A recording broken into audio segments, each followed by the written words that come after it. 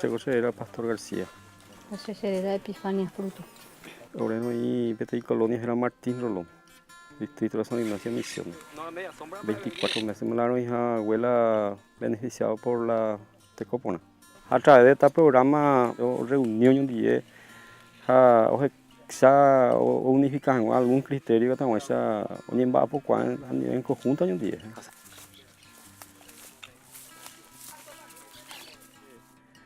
Un trabajo muy importante traerle a Tecopona a la gente Martín Rolón.